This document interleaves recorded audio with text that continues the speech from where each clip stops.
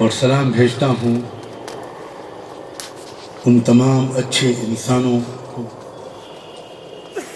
جو الگ الگ یگ میں پوری دنیا میں اس مالک کی طرف سے سندیش لے کر آتے رہے. مجھے اس بات پر افسوس ہو رہا ہے کہ مجھے کنڑ نہیں آتی،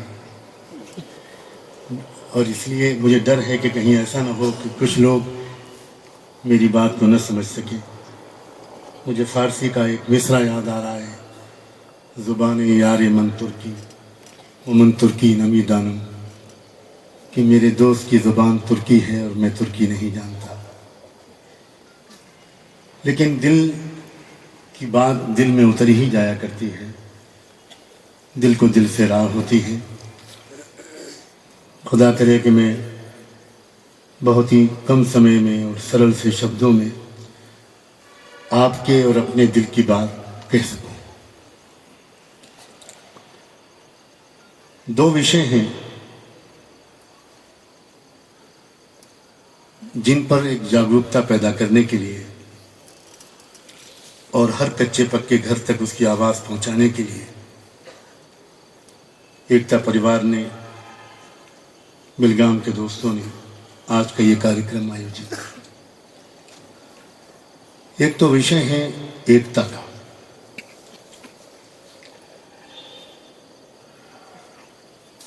میں بچپن سے ہسٹری کا ایک طالب علم رہا ہوں اور بہت محنت سے جہاں تک مجھ سے بن پڑا میں نے اپنے دیش کی ہسٹری پڑھی ہے، پراچین بھارت کی بھی اور اس ماڈرن انڈیا کی بھی. میں بہت ہی وشواس کے ساتھ اور ہسٹری کے پروفیسرز کو، اسکالرز کو گواہ بنا کر یہ کہنا چاہتا ہوں کہ انگریزوں کے آنے سے پہلے بھارت میں کوئی پھوٹ نہیں تھی. بھارت ایکتا،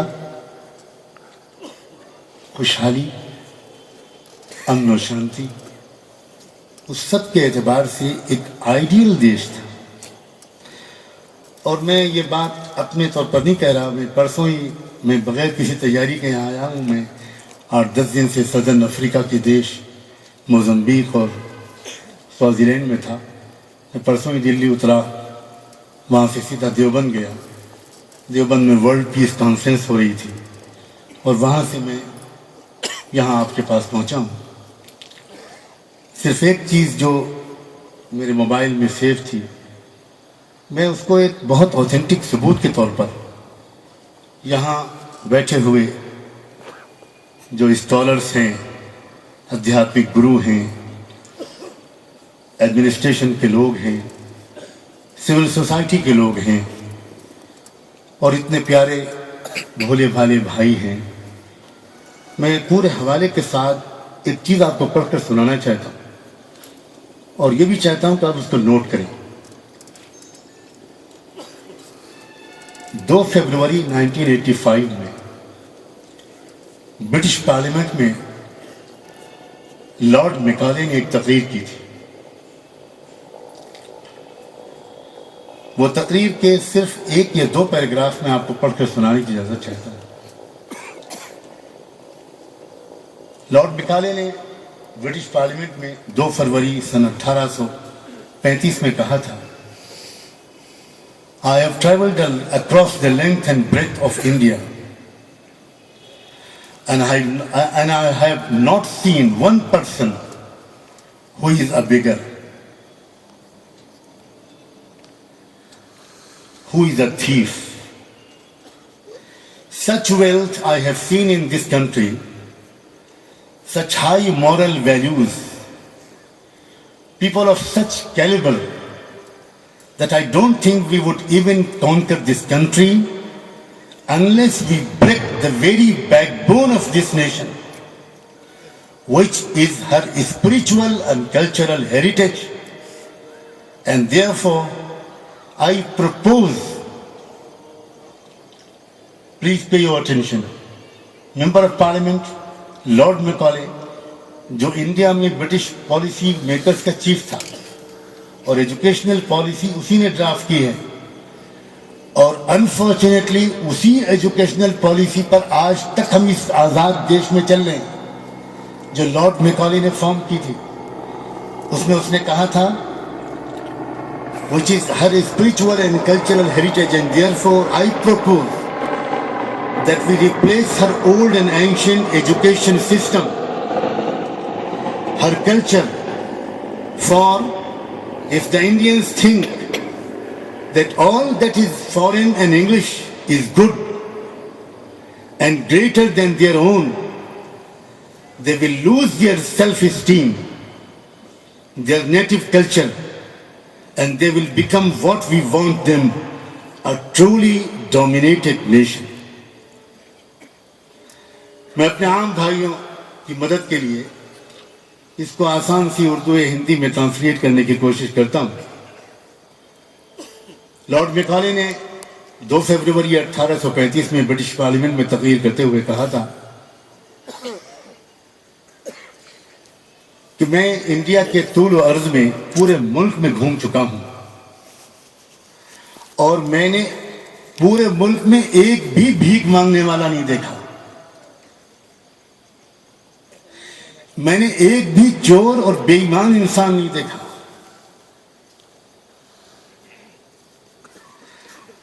اس نے آگے چل کر کہا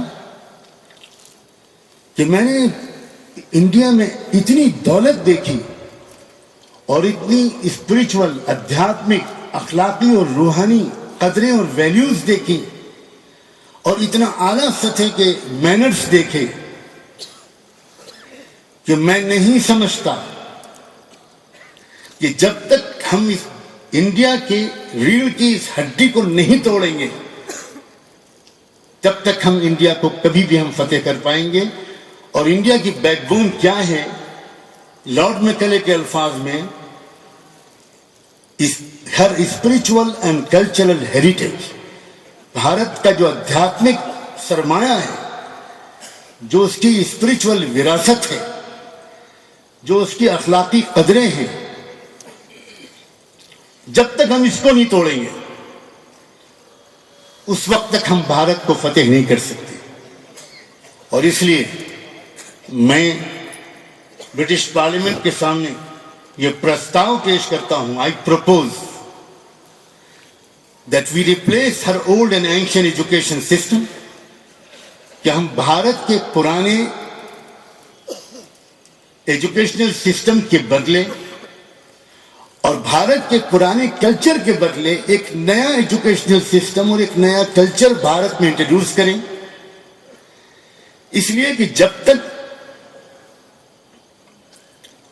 انڈیا والے یہ نہیں سمجھنے لگیں گے کہ جو کچھ ان کا اپنا ہے وہ گھٹیا ہے، اور جو کچھ فارن سے آیا ہے اور انگریزی میں آیا ہے اور انگریزی میں ہے وہ بڑھیا ہے، تب تک وہ اپنا سیلف کانفیڈنس، اپنا سیلف اسٹیم نہیں کھوئیں گے، اور جب تک اپنا سیلف کانفیڈنس اور سیلف اسٹیم نہیں کھو پائیں گے ہم ان پر کبھی بھی فتح یاب نہیں ہو سکتے۔ ہمیں ان کو اپنے نیٹو کلچر سے، اپنے پرانی تہذیب اور سنسکرتی سے محروم کرنا ہوگا، اس کے بعد ہی وہ بن پائیں گے جو ہم چاہتے ہیں۔ Only then they will become what we want them۔ اور کیا چاہتے ہیں؟ A truly dominated nation، ایک ایسی قوم جس پر ہم ہر اعتبار سے ڈومینیٹ کر رہے ہوں، جو ہمارے پیروں کے نیچے دبی ہوئی ہو۔ یہ ان ہزاروں پرمانوں میں سے ایک ہے۔ میں بہت شکایت کرتا ہوں، یہ بہت دکھ ہے کہ بھارت کے پورے ایجوکیشنل کورس میں کسی ایک جگہ پر بھی نہیں پڑھایا جاتا کہ برٹش سامراج نے آ کر ہم کو لڑایا تھا۔ بھارت کے اتہاس میں پڑھایا جاتا ہے کہ اورنگزیب نے مندروں کو توڑا تھا، جس سے بڑھ کر کوئی جھوٹ نہیں ہے۔ اورنگزیب نے بھارت میں 788 مندروں کے لیے جائیدادوں کو وقف کیا تھا، جس کے آج بھی ڈاکومنٹس ہماری لائبریریز میں موجود ہیں۔ ایک جھوٹا اتہاس جو ایسٹ انڈیا کمپنی کے کرائے کے ہسٹورینز نے لکھا تھا وہ ہمارے دیش میں پڑھایا جاتا ہے. ہم چاہے جتنے اچھے انسٹیٹیوشنز چلائیں اور چاہے جتنی اپنی بھاوناؤں سے چلائیں، لیکن ہم وہ کورس پڑھاتے ہیں اپنے بچوں اور بچیوں کو جو ان کے دل میں ایک دوسرے سے شک اور ایک دوسرے سے نفرت پیدا کرتے ہیں.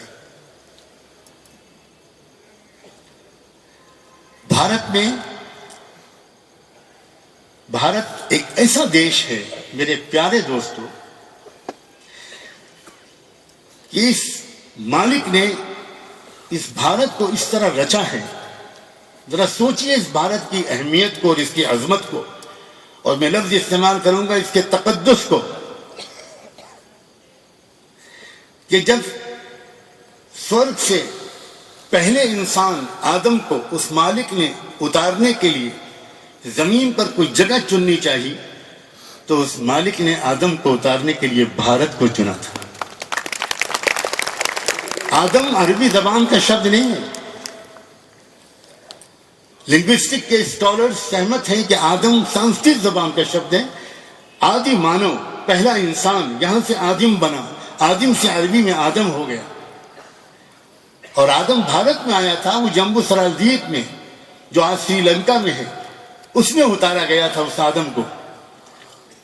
اور وہی آدم کو سنسکرتی لے کر آیا تھا، زندگی کے جو سدھانت لے کر آیا تھا، زندگی کے جو اصول لے کر آیا تھا، اسی کا نام اسلام ہے. اور اس لیے اگرچہ گیان کی کوئی جنم بھومی نہیں ہوتی، سورج کی کوئی جنم بھومی نہیں ہوتی، چاند کی کوئی جنم بھومی نہیں ہوتی، کوئی نہیں کہتا کہ سورج بھارتی ہے اور چاند چائنیز ہے. یہ مالک کے وہ یونیورسل اپہار ہیں، یونیورسل گفٹ ہیں جو اس نے اپنی سمجھ انسانیت کے لیے پیدا کیے ہیں. پھر بھی اگر ہم کو اس بات کا غور کرنا چاہیں، ہم فخر کرنا چاہیں، خوش ہونا چاہیں، تو ہم یہ کہہ کر خوش ہو سکتے ہیں کہ اسلام کی جنم بھومی بھارت ہے. سب سے پہلی شروعات اسلام کی بھارت میں ہوئی ہے. بہت بڑی مس انڈرسٹینڈنگ ہے، صرف ہمارے نان مسلم بھائیوں کو نہیں، ہزاروں مسلمانوں کو بھی. وہ سمجھتے ہیں کہ اسلام کی شروعات حضرت محمد صاحب سے ہوئی تھی. نہیں میرے دوستو، اسلام کا پرفیکشن، اسلام کی تکمیل محمد صاحب سے ہوئی تھی. اسلام کی شروعات حضرت آدم سے ہوئی تھی. اس لیے بھارت میں اسلام کی شروعات ہوئی، عرب میں اسلام کو پرفیکٹ کیا گیا. اور یہ دونوں جو مسلم اور یہاں بھارتی قومیں ہیں، یہ دونوں ایک مالا کی دو سرے ہیں. جب تک یہ دو نہیں ملیں گے جب تک وشو میں شانتی نہیں پیدا ہو. بھارت کی اس اہمیت کو ہم ہی نہیں جانتے، انگریز ہم سے زیادہ جانتے، اسی لیے وہ ہم کو لڑانے آئے تھے. پتا پتا بوٹا بوٹا حال ہمارا جانے ہے، پتا پتا بوٹا بوٹا حال ہمارا جانے ہے. جانے نہ جانے گل ہی نہ جانے، باغ تو سارا جانے. ہمارے دیش کی بڑی بدقسمتی ہے کہ انگریزوں کے جانے کے بعد جن لوگوں کے ہاتھ میں بھارت کی لیڈرشپ آئی، میں پورے چیلنج کے انداز سے کہتا ہوں کہ وہ لوگ اپنے دماغ کے لحاظ سے بھارتی نہیں تھے. انہوں نے پڑھا تھا آکسفورڈ اور کیمبرج میں، انہوں نے پڑھا تھا آئرلینڈ میں، اور وہ آئرش نیشنلزم کو سیکھ کر آئے تھے. اور ان کا دل دماغ، ان کا قلم، ان کی زبان ہندی اور اردو میں نہیں سوچتی تھی. وہ انگلش میں سوچتے تھے، انگلش میں بولتے تھے، انگلش میں لکھتے تھے. اور اس لیے ہمارا دیش ایک غلط دشا پر چل پڑا. کسی ایک پرٹیکولر سیکشن کو صرف فرقہ پرستی کی ذمہ دار قرار دینا یہ پوری سچائی نہیں ہے.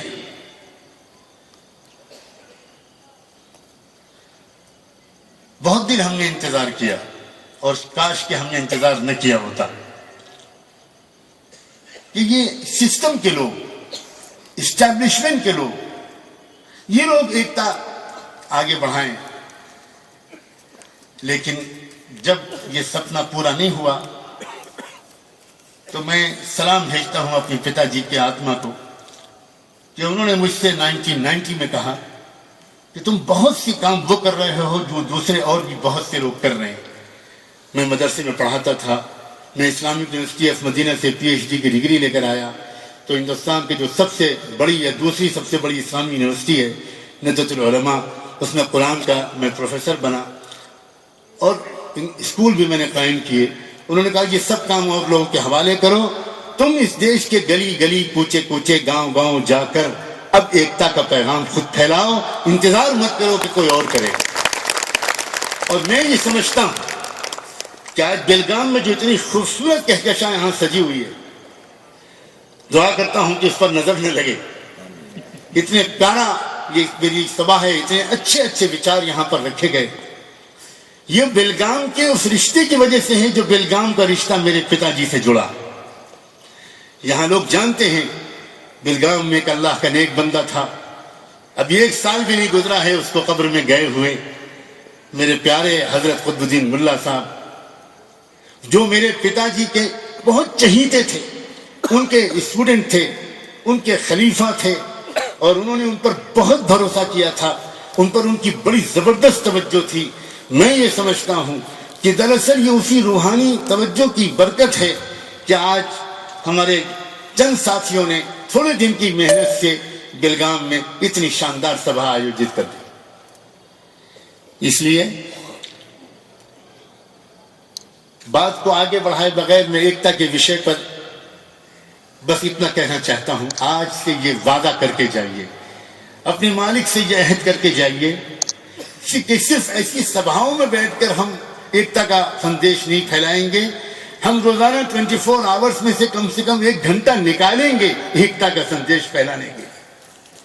ہر ٹیچر اپنے کلاس روم میں ایکتا کا سبق پڑھائے، ہر ڈاکٹر اپنے کلینک سے ایکتا کا سندیش پڑھائے، ہر شخص کہیں نکلے تھوڑی دیر کے لیے گلی میں، محلے میں، گاؤں میں، پڑوس میں، اور 2 منٹ بات کرے کہ بھائی ہم آپ سے نہ نوٹ مانگنے آئے ہیں نہ ووٹ مانگنے آئے ہیں، ہمیں کچھ نہیں چاہیے، ہم صرف یہ کہنے کے لیے آئے ہیں کہ میرا یہ نام ہے، میں اس محلے میں رہتا ہوں، آپ کا پڑوسی ہوں، آپ کا بھائی ہوں، میرا اور آپ کا مالک بھی ایک ہے، میرا اور آپ کا پیدا کرنے والا مالک بھی ایک ہے، میرے اور آپ کے ماں باپ بھی ایک تھے، اور میرے اور آپ کے لیے مالک کا اتارا گیا دھرم بھی ایک ہے۔ میں صرف اس لیے آیا ہوں کہ کبھی آپ کو کسی سیوا کی ضرورت پڑے سب سے پہلے مجھے یاد کر لیجیے گا، اور اب تک جو مجھ سے آپ کی خدمت میں کوتاہی ہوئی ہے مجھے معاف کر دیجیے۔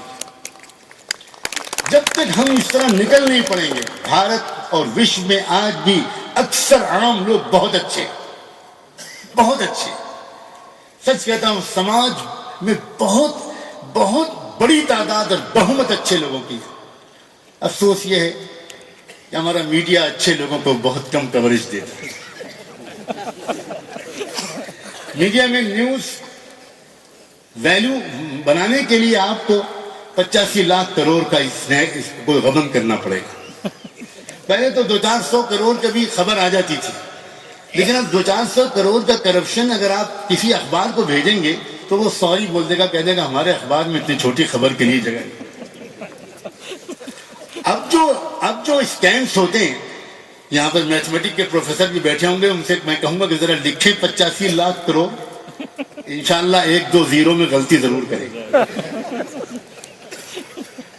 اندرا گاندھی انٹرنیشنل ایئرپورٹ پر دلی میں جو بنا ہے، اس میں جو اسکیم آیا ہے، اس میں پہلا جو اسکیم کی رپورٹ آئی ہے وہ 85 لاکھ کروڑ کے آئی۔ اور یہ کون لوگ کر رہے ہیں؟ یہ اسکینڈلز، یہ اسکیمز، یہ کون لوگ کر رہے ہیں؟ یہ بے پڑھے لکھے لوگ کر رہے ہیں، یہ الٹریٹ لوگ کر رہے ہیں، یہ دیہات کے لوگ کر رہے ہیں، یہ ہائیلی کوالیفائڈ لوگ کر رہے ہیں، ہائیلی ایجوکیٹڈ لوگ کر رہے ہیں۔ انہوں نے بڑے بڑی ڈگریاں حاصل کی ہیں، لیکن یہ پڑھے لکھے مانے جا سکتے ہیں، ایجوکیٹڈ نہیں مانے جا سکتے، ان کو ایجوکیشن نہیں ملے۔ ہو سکتا ہے یہ لٹریٹ ہوں، ڈگری ہولڈرز ہوں، but they are not educated. اگر وہ ایجوکیٹڈ ہوتے تو کبھی بھی غریب ٹیکس پیئر کے پیسوں کو اس طرح لوٹتے نہیں۔ آپ یہ مت سمجھیے کہ صرف 10% لوگ انکم ٹیکس پے کرتے ہیں۔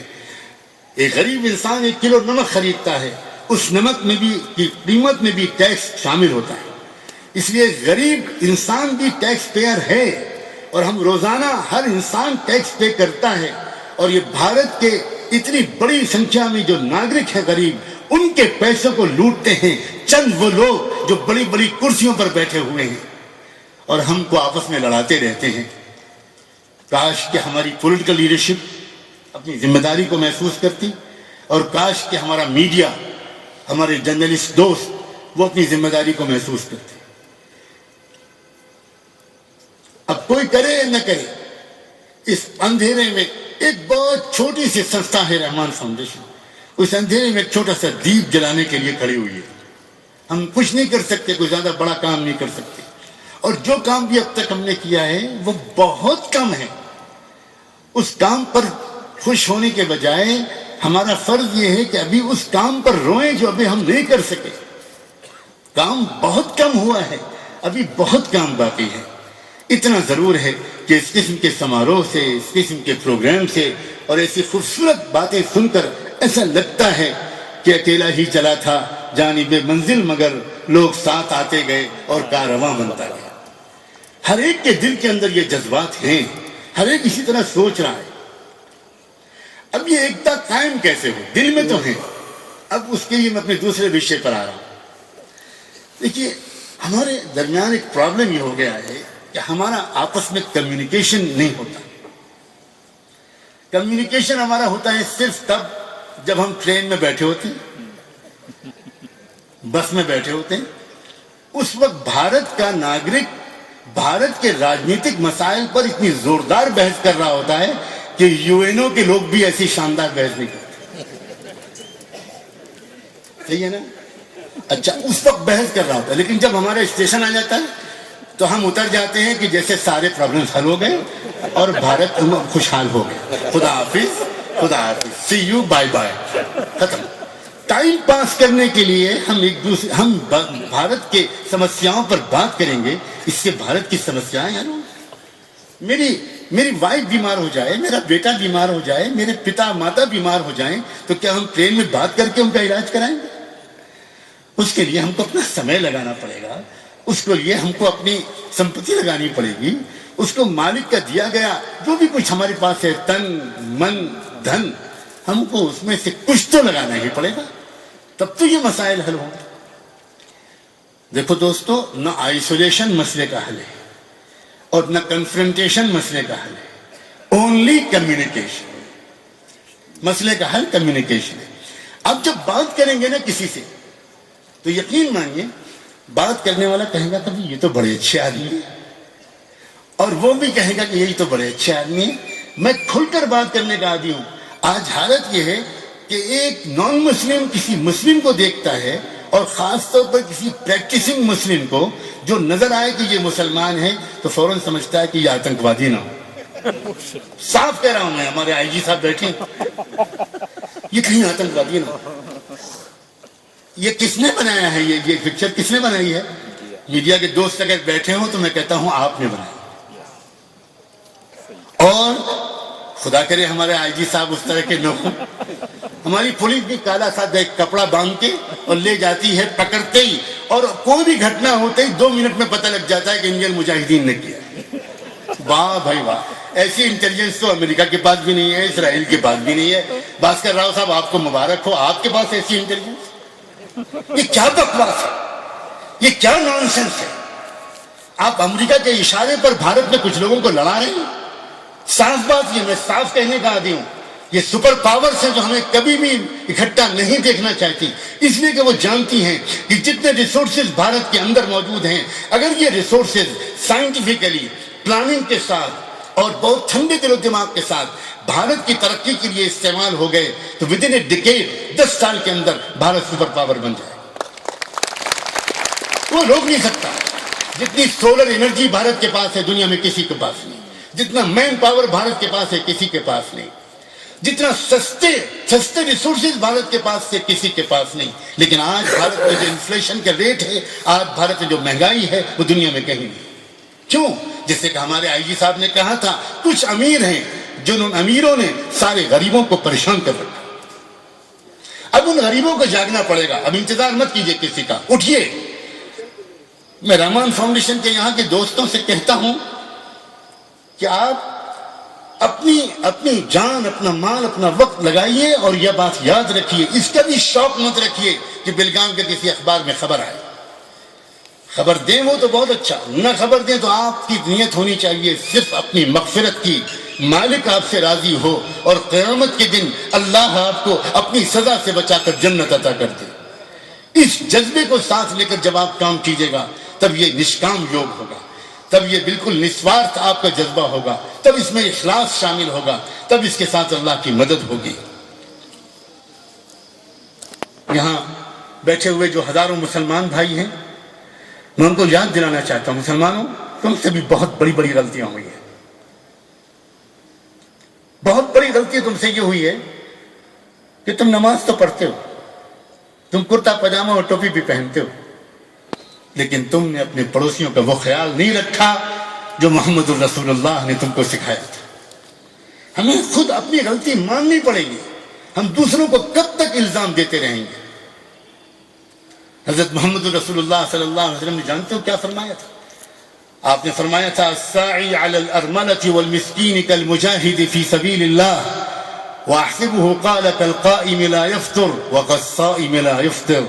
صحیح بخاری اور صحیح مسلم کی حدیث ہے، حضور اکرم صلی اللہ علیہ وسلم نے ارشاد فرمایا تھا کہ کسی ودھوا، کسی وڈو، کسی بیوہ عورت یا کسی بے شوہر والی عورت کی مدد کرنے کے لیے دوڑ بھاگ کرنے والا انسان، یا کسی غریب کی سہایتا کے لیے دوڑ بھوک کرنے والا انسان، اس طرح کا انسان ہے جو دنیا سے آتنکواد کو مٹانے کے لیے اور وہ کوئی بہت بڑا پریاس کرے، یا وہ اس کے برابر ہے جو رات بھر عبادت کرے، 1 منٹ سستی نہ کرے، یا زندگی بھر روزے رکھے، روزانہ روزہ رکھے، کسی ایک دن بھی روزہ نہ چھوڑے۔ اس طرح کا ثواب اس کو ملے گا جو کسی غریب کی مدد کرے۔ سوچئے ذرا، آپ نے فرمایا تھا میں اور کسی اناتھ، کسی یتیم بچے کے سر پر ہاتھ پھیرنے والا اور اس کے پالن پوشن کی ذمہ داری لینے والا انسان جنت میں اس طرح رہیں گے۔ آپ نے اپنی 2 انگلیوں کو اس طرح آپ نے سامنے دکھا کر فرمایا اس طرح رہیں گے۔ کہیں کا بھی انسان ہو، اگر وہ کسی یتیم بچے کی مدد کرے گا تو وہ سورگ میں، جنت میں میرے ساتھ رہے گا۔ آپ نے یہ فرمایا تھا اطعم الجائع وعود المریض وفک العانی۔ آپ نے فرمایا تھا جن لفظوں میں آپ نے نماز کا حکم دیا، انہی لفظوں میں آپ نے کہا بھوکے کو کھانا کھلایا کرو، بیمار کی تیمارداری کیا کرو، اور کسی بے گناہ قیدی کی رہائی میں اس کی مدد کیا کرو۔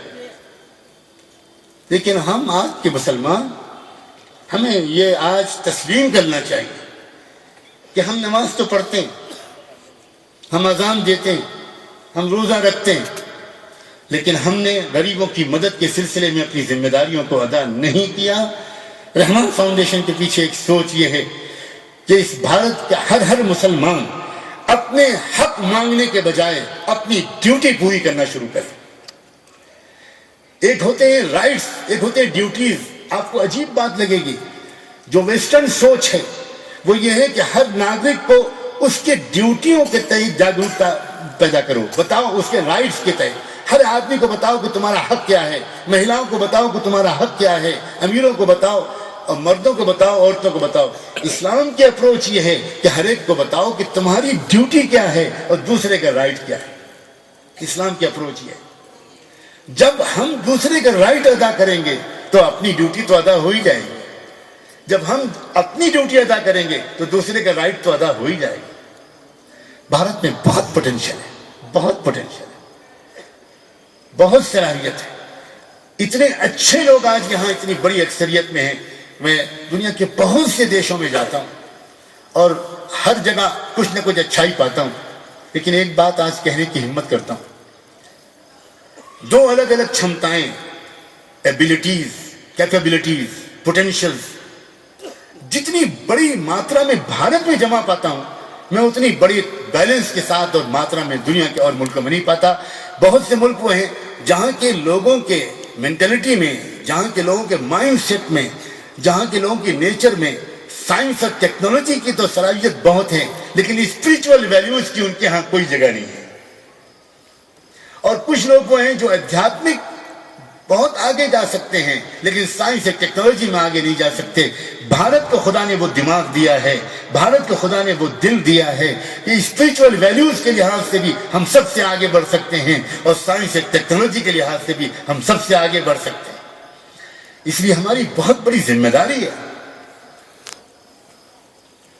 عجیب انداز اختیار کیا محمد رسول اللہ صلی اللہ علیہ وآلہ وسلم نے، عجیب بات کہی، کہا کہ جب مہاپرلے کا دن ہوگا، قیامت کا دن ہوگا، ڈے آف ججمنٹ ہوگا، اس دن وہ مالک ایک انسان سے بلا کر کہے گا، اے آدم کے بیٹے، میں بیمار پڑا تھا، تو نے میری خبر نہیں لی، تو نے میری تیمارداری نہیں کی۔ وہ انسان حیرت میں کہے گا کہ اے پربھو، اے پرمیشور، اے اللہ، آپ اور بیمار، کیا کہہ رہے ہیں آپ؟ میں سمجھ نہیں پایا۔ اس وقت خدا جواب میں کہے گا، میرا فلاں بندہ بیمار پڑا تھا اور تجھ کو خبر تھی کہ وہ فلاں بندہ بیمار ہے، لیکن تو نے اس کی کوئی خبر نہیں لی۔ اگر تو نے اس کی خبر لی ہوتی تو تو مجھ کو اسی کے پاس پاتا۔ یہ ہے مالک کو تلاش کرنے کی جگہ کیا ہے۔ آج ہم سمجھتے ہیں کہ مالک کو تلاش کرنے کی جگہ مسجد ہے، مندر ہے، مالک کو تلاش کرنے کی جگہ مکہ اور مدینہ ہے۔ میں ان سب کے پورے احترام کے ساتھ کہتا ہوں، مالک کو تلاش کرنے کی جگہ کسی ٹوٹے دل کے کسی مرد اور عورت، کسی بھائی اور بہن، کسی ودوا اور یتیم کے آنسو پوچھو، اس کی خدمت کرو، مالک تم کو وہیں ملے۔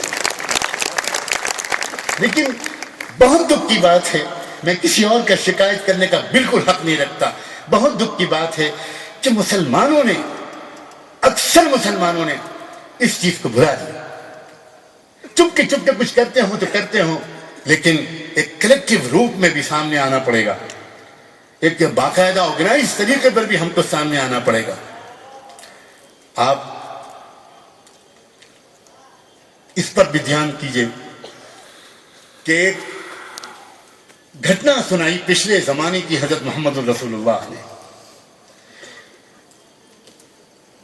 کہ ایک بڑی پاپی قسم کی ایک مہیلا تھی، بازاری قسم کی، اچھا کیریکٹر نہیں تھا اس کا۔ وہ ایک لمبے سفر پر جا رہی تھی، اس زمانے میں اونٹوں پر سفر ہوتا تھا، جو کچھ بھی وہ کھان پان کا سامان لے کر نکلی تھی وہ ختم ہو چکا تھا، پانی کی اس کو سخت ضرورت تھی۔ وہ ڈھونڈتے ڈھونڈتے کنویں تک پہنچ گئی، لیکن وہاں پہنچی تو دیکھا کہ کنویں کے پاس نہ رسی ہے نہ ڈول، پانی تو ہے کنویں کے اندر، پیاس اس کو بہت زور کی لگی ہوئی تھی، وہ کسی طرح اندر اترا ہے۔ میں بھی جاندار، یہ بھی جاندار، یہ بے زبان کس سے کہے گا، اور یہاں اور کوئی ہے بھی نہیں۔ دوبارہ وہ اتری کنویں میں اور اتر کر اپنے چمڑے کے موزے میں پانی بھر کے لائی، دانتوں سے پکڑ کر، یہ پوری ڈیٹیل سنائی محمد رسول اللہ نے، اور باہر آ کر اس کتے کے پلے کو وہ پانی پلایا۔ اسی وقت اس مالک نے اپنے تخت پر سے اعلان کیا، فرشتوں لکھ لو، گواہ رہو، میں نے اس عورت کو معاف کر دیا اور اس کے لیے جنت کا فیصلہ کر دیا۔ اتنی بڑی نیکی ہے یہ، زندگی بھر کے پاپ معاف ہو جاتے ہیں، اور ہم سب سے پاپ ہوتے ہیں، ہم سب سے گناہ ہوتے ہیں، ہم سب سے غلطیاں ہوتی ہیں، اور ہم سب چاہتے ہیں کہ ہمارا مالک ہم کو معاف کرے، ہم سب چاہتے ہیں کہ ہم اس کی سزا سے بچیں۔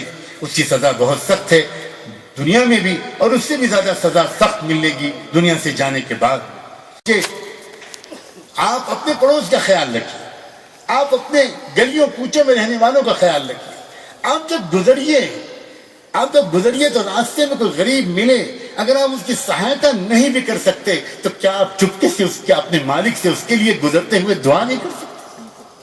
صرف دعا کر دیجیے، اتنا تو کیجیے تاکہ ہمارے دل میں کچھ محبت اور نرمی آئے۔ حد یہ ہے کہ سیوا کے سلسلے میں ایک بات کہوں، اور یہ جتنی حدیثیں میں سنا رہا ہوں یا علماء جو بیٹھے ہیں وہ سب بخاری اور مسلم کے ہیں، سب انتہائی اوتھینٹک حدیثیں ہیں۔ ایک آخری حدیث آپ کو سناتا ہوں، حضرت محمد رسول اللہ صلی اللہ علیہ وسلم نے یہ بھی کہا تھا کہ جو انسان ایک پلانٹنگ کر دے، ایک درخت لگا دے، ایک پودا لگا دے، یا کوئی کھیتی کرے، اور پھر کوئی بھی انسان یا کوئی بھی چڑیا، کوئی پرندہ یا کوئی جانور اس درخت سے، اس پیڑ سے، اس کھیت سے کچھ بھی کھا لے تو یہ اس بندے کی طرف سے دان اور صدقے کا ثواب اس کو ملے گا۔ اب دیکھیے کس قدر مطلب سیوا کے بہت سی قسمیں ہیں. صرف اسی ادیش سے آپ 2 پیڑ لگا دیجئے، یہ بھی ایک قسم خدمت ہے. اس طرح کے کام اب خدا کرے ہمارے دیش میں ہوں، اور ہمارے دیش کے خاص طور پر دیش کے ناگرکوں کے بارے میں کہتا ہوں. ویسے تو دنیا میں بھی عام انسان بہت اچھے ہیں، لیکن یہاں تو آج بھی میں سچ کہتا ہوں، میں صرف یہ محسوس کرتا ہوں کہ ہم دیر کر رہے ہیں، ورنہ عام انسان آج بھی اچھا ہے. اور یہ تو ایک سسٹم ہے، جیسے کہ ہمارے فیروز شیخ صاحب نے بھی کہا تھا، اور وہ بھی کچھ مجبوری ہے پولیٹکس کی. میں کیا بتاؤں، پروفیسر جونز یہ لندن یونیورسٹی کے فلسفی اور ہسٹری کے ہیڈ رہ چکے ہیں. ان کی کتاب ہے دا وکڈ سویلائزیشن. نوٹ کیجئے اس کتاب کا نام دا وکڈ سویلائزیشن، منحوس تہذیب. اس پروفیسر جونز نے اپنی اس کتاب میں لکھا ہے کہ یہ جو پارلیمانی ڈیموکریٹک سسٹم ہے نا، ایک لوکتانترک ویوستھا ہے، اس کی ایک مصیبت یہ ہے کہ جب تک سماج میں نفرت اور بھے، نفرت اور خوف کی بھاونائیں میں نہیں پیدا کروں گا، مجھے کوئی ووٹ ہی نہیں دے گا. اور دوسرے یہ بھی لکھا ہے کہ اگر میں کبھی الیکشن میں کھڑا ہوں گا اور زمین پر کوئی ایشو آپس میں لوگوں کو لڑانے کے لیے مجھے نہیں ملے گا، تو میں کسی ستارے پر جا کر کوئی ایشو لاؤں گا اور اس ایشو کی بنیاد پر لوگوں کو لڑاؤں گا، کیونکہ اس کے بغیر میں جانتا ہوں مجھے ووٹ نہیں ملے گا. کچھ لوگ کسی سے نفرت کرتے ہیں اس لیے پارٹی کو ووٹ دیتے ہیں ایک پارٹی کو، کچھ لوگ نفرت کرنے والوں سے ڈرتے ہیں تو دوسری پارٹی کو ووٹ دیتے ہیں. آپ دیکھ لیجیے ہمارا 2014 کا الیکشن آنے والا ہے، جو اصل ایشوز تھے وہ سب چلے گئے، ختم ہو گئے. جو ایشوز تھے مہنگائی کا، جو ایشوز تھا کرپشن کا، جو ایشوز تھے انفلیشن کے، وہ میڈیا سے غائب ہو گئے. اب صرف ایک سلوگن ہے، مودی کو لاؤ مودی سے بچاؤ، مودی کو لاؤ مودی سے بچاؤ. کیا ڈرامہ ہے یہ. میں تو ایک بار کہا تھا پرائم منسٹر کی موجودگی میں، اور بہت سے پولیٹیکل لیڈرز وہاں موجود تھے، کہ بھائی فلمی ایکٹنگ کا انعام امیتابھ بچن جیسے لوگوں کو کب تک ملتا رہے گا، اصل ایکٹر تو آپ لوگ ہیں. وہ تو پردے پر ایکٹنگ کرتے ہیں، آپ تو لائیو ایکٹنگ کرتے ہیں، آپ قوموں کو لڑاتے ہیں. میں سچ کہتا ہوں، یہ تو ایکسیپشن ہر جگہ ہوتے ہیں، ہر جگہ ایکسیپشن ہوتے ہیں. خدا کرے بیلگام اتنا خوش نصیب ثابت ہو کہ یہاں کے ایڈمنسٹریشن والے بھی یہ دکھائیں کہ ہر پولیس والا ایسا نہیں ہوتا، ہر پولیس آفیسر ایسا نہیں ہوتا. جس وقت ہمارے بھاسکر راؤ صاحب بات کر رہے تھے، میں ان کے دل میں جھانکنے کی کوشش کر رہا تھا، اور مجھے اندر سے ایسا لگ رہا تھا کہ یہ بندہ جو کہہ رہا ہے اپنے دل سے کہہ رہا ہے. فیروز شیخ صاحب کو آپ کب سے جانتے ہیں، کب سے جانتے ہیں آپ، زمانہ ہو گیا. آپ بار بار ان کو چن کر کیوں لاتے ہیں؟ شاید اس لیے آپ ان کو چن کر لاتے ہیں کہ آپ کو وشواس ہے کہ یہ اس طرح کے پولیٹیشین نہیں ہے. یہ دراصل سماج سیوا کرنا چاہتے ہیں، اور اس کے لیے انہوں نے وہ راستہ اختیار کیا، اور اچھا ہے. اگر ہمارے اچھے لوگوں نے وہ جگہ چھوڑ دی تو سب کے سب برے لوگ وہاں پہنچ جائیں گے. اس لیے ایکتا قائم کرنے کے لیے راستہ آسان سیوا کا ہے، یہ میں کہنا چاہتا ہوں. سیوا کے راستے سے ایکتا بہت آسانی سے قائم ہوگی. سیوا کیے بغیر، ایک دوسرے کے دکھ درد بانٹے بغیر، ایک دوسرے سے سچے دل سے محبت کیسے پیدا ہو؟ کیسے یہ جو بھید بھاؤ ہیں، بیچ میں جو دیواریں کھڑی کر دی گئی ہیں، یہ کیسے ٹوٹیں گی؟ یہ ایک دن کے پروگرام سے نہیں ٹوٹیں گی. ٹھیک ہے اس وقت آپ سب کا دل اچھے اثر لے رہا ہے، لیکن ایک دو دن کے بعد کوئی گھٹنا کرا دی جائے گی، اور پھر ایک مرتبہ لڑائی دنگا شروع ہو جائے گا، اور پھر وہ سارا پربھاؤ ختم ہو جائے گا.